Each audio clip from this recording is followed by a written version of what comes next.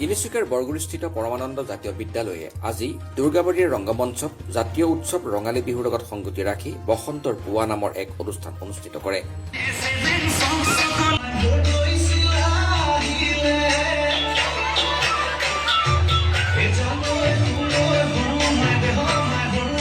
এই অনুষ্ঠানত ছাত্ৰ ছাত্ৰীসকলে বিহু নৃত্য, বিহুগীত, ঢোল-বাদন আদি পৰিৱেশন কৰি এক সাংস্কৃতিক পৰিৱেশ গঢ়ি তোলে।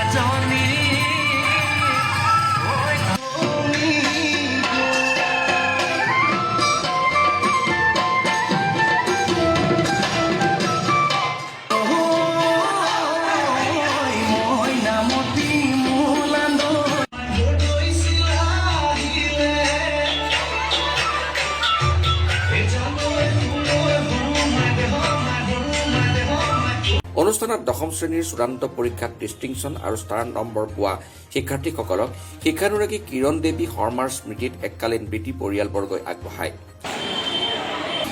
সাহিত্য সমালোচক মুকুল শৰ্মাদেৱ, এই মঞ্চত সুশান্ত ডেকা সকলোকে এটি হাত চাপৰিৰে দ্বিতীয় শ্ৰেণীৰ পৰা অষ্টম শ্ৰেণীৰ ভিতৰত সৰ্বোচ্চ নম্বৰ পাই উত্তীৰ্ণ হোৱা শিক্ষাৰ্থীক সাহিত্য সমালোচক মুকুল শৰ্মাই মাতৃ কুঞ্জলতা দেৱীৰ স্মৃতিত কৃতি শিক্ষাৰ্থী বঁটা আগবঢ়োৱা হয়। বিদ্যালয়ৰ কৰ্তৃপক্ষই শ্ৰেণীত 100% উপস্থিত থকা শিক্ষাৰ্থীকো সম্বৰ্ধনা জনায়। এই অনুষ্ঠানে জাতীয় জীৱন বৰ্ণিল কৰি তুলিব বুলি উল্লেখ কৰে বিদ্যালয়খনৰ এগৰাকী শিক্ষয়িত্ৰীয়ে।